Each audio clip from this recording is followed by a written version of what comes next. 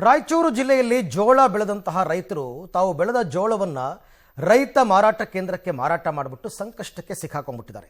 4 ತಿಂಗಳಾದರೂ ಕೂಡ ಬಾಕಿ ಹಣವನ್ನು ಪಾವತಿಸದೆ ಅಧಿಕಾರಿಗಳು ಸತಾಯಿಸ್ತಾ ಇದ್ದಾರೆ.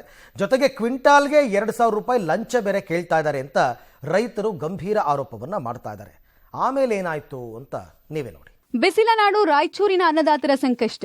ಜೋಳ ಮಾರಿ 4 ತಿಂಗಳಾದ್ರೂ ಕೈಗೆ ಸಿಗದ ಹಣ. 3,811 ರೈತರ 99 ಕೋಟಿ ರೂಪಾಯಿ ಹಣ ಬಾಕಿ. ಸಾವಿರಾರು ರೂಪಾಯಿ ಖರ್ಚು ಮಾಡಿ ಲಾಭ ಸಿಗದೇ ಇದ್ರೂ ನಷ್ಟ ಆಗದೇ ಇರ್ಲಿ ಅಂತ ರಾಯಚೂರಿನ ರೈತರು ಖರೀದಿ ಕೇಂದ್ರಕ್ಕೆ ತಮ್ಮ ಬಿಳಿ ಜೋಳ ಮಾರಾಟ ಮಾಡಿ ಕಷ್ಟಕ್ಕೆ ಸಿಲುಕಿದ್ದಾರೆ.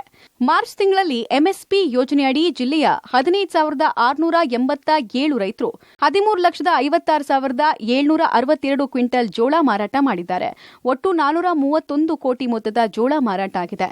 ಆದರೆ ಇದರಲ್ಲಿ ಇನ್ನೂ 3,811 ರೈತರಿಗೆ ಬರಬೇಕಾದ 99 ಕೋಟಿ ಹಣ ಬಾಕಿ ಉಳಿಸಿಕೊಂಡಿರುವ ರಾಜ್ಯ ಕೃಷಿ ಮಾರಾಟ ಮಂಡಳಿ ರೈತರಿಗೆ ಹಣ ನೀಡದೆ ಅಲೆದಾಡಿಸ್ತಾ ಇದೆ. ಇದರಿಂದ ಆಕ್ರೋಶಗೊಂಡ ಸಿಂಧನೂರು ರೈತರು ಜಿಲ್ಲೆಯ ರಾಜ್ಯ ಕೃಷಿ ಮಾರಾಟ ಮಂಡಳಿ ಕಚೇರಿ ಮುಂದೆ ಧರಣಿ ನಡೆಸಿ ಹಣಕ್ಕಾಗಿ ಹೋರಾಟವನ್ನು ಮಾಡಿದ್ರು. ಅಧಿಕಾರಿಗಳು ಲಂಚಕ್ಕಾಗಿ ಬೇಡಿಕೆ ಇಟ್ಟಿದ್ದಾರೆ ಅಂತ ಅನ್ನದಾತರು ಆರೋಪಿಸಿದ್ದಾರೆ. ಇನ್ನು 3 ದಿನದಲ್ಲಿ ಬಾಕಿ ಹಣ ಕೊಡದೇ ಇದ್ರೆ ರಸ್ತೆ ತಡೆದು ಬೃಹತ್ ಪ್ರತಿಭಟನೆ ನಡೆಸುವುದಾಗಿ ಎಚ್ಚರಿಕೆ ಕೊಟ್ಟಿದ್ದಾರೆ.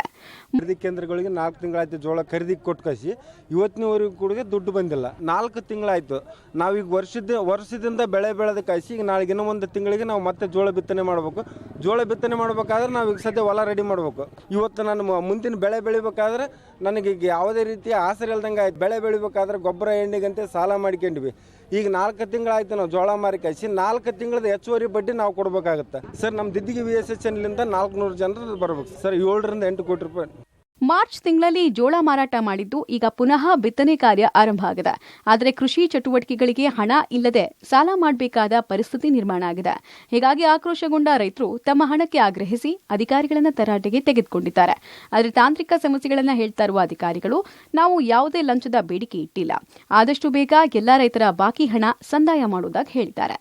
ಆ ಥರದನ್ನ ಯಾವುದೇ ಕಾರಣಕ್ಕೂ ಮಾಡೋಕೆ ಹೋಗಿಲ್ಲ, ಕೇಳೋಕೆ ಹೋಗಿಲ್ಲ ಯಾರ ಕಡೆಯಿಂದ. 12,000 ಜನಕ್ಕೆ ಪಾವತಿ ಆಗೈತಿ. ಉಳಿದೋರಿಗೆ ಪಾವತಿ ಆಗ್ಲಾರ ಕಾರಣ ತಾಂತ್ರಿಕ ಸಮಸ್ಯೆ. ನೀವು ಬೇಕಾದ್ರೆ ನಮ್ಮ ಲಾಗಿನಲ್ಲಿ ಚೆಕ್ ಮಾಡಿಕೊಡ್ರಿ. ನೀವು ಯಾವುದೇ ಅವ್ರೇನು ಡಾಕ್ಯುಮೆಂಟ್ಸ್ ಕೊಟ್ಟರಲ್ಲ ಖರೀದಿ ಕೇಂದ್ರದವರು, ಆ ಥರ ಸಮಸ್ಯೆ ಇದ್ದವ್ರದ್ದು ಅಷ್ಟೇ ನಿಂತೈತೆ ರೀ. ಅದನ್ನು ಬಿಟ್ಟರೆ ಉಳಿದು ಯಾವುದೇ ಕಾರಣಕ್ಕೆ ನಿಂದಿರಲ್ಲ. ನನ್ನ ಲಾಗಿನಲ್ಲಿ ತೋರಿಸ್ತಾ ಇದೆ, ನನ್ನ ಲಾಗಿನಲ್ಲಿ ಮೂವ್ ಆಗ್ತಾಯಿದೆ, ಮೂವ್ ಆಗೈತೆ ಆಲ್ರೆಡಿ. ನನ್ನ ಲಾಗಿನಲ್ಲಿ ತೋರಿಸಿಲ್ಲ ಅಂತಂದರೆ ನಾನು ಏನಾದರೂ ಕೋರಿಕೆ ಮಾಡ್ಬೋದು ನನ್ನ ಕೇಂದ್ರ ಕಚೇರಿಗೆ. ಅಲ್ಲ, NHCದವರು 3 ದಿನದಲ್ಲಿ ಬಗೆಹರಿಸ್ಕೊಡ್ತು ಅಂತಾರಂತಾರೆ. ಒಟ್ನಲ್ಲಿ ಮಾರುಕಟ್ಟೆಯಲ್ಲಿ ಉತ್ತಮ ಬೆಲೆ ಸಿಗ್ತಾ ಇಲ್ಲ ಅಂತ ಖರೀದಿ ಕೇಂದ್ರಕ್ಕೆ ಜೋಳ ಮಾರಾಟ ಮಾಡಿ ರೈತರು ಸಂಕಷ್ಟಕ್ಕೆ ಸಿಲುಕೊಂಡಂಗಾಗಿದೆ.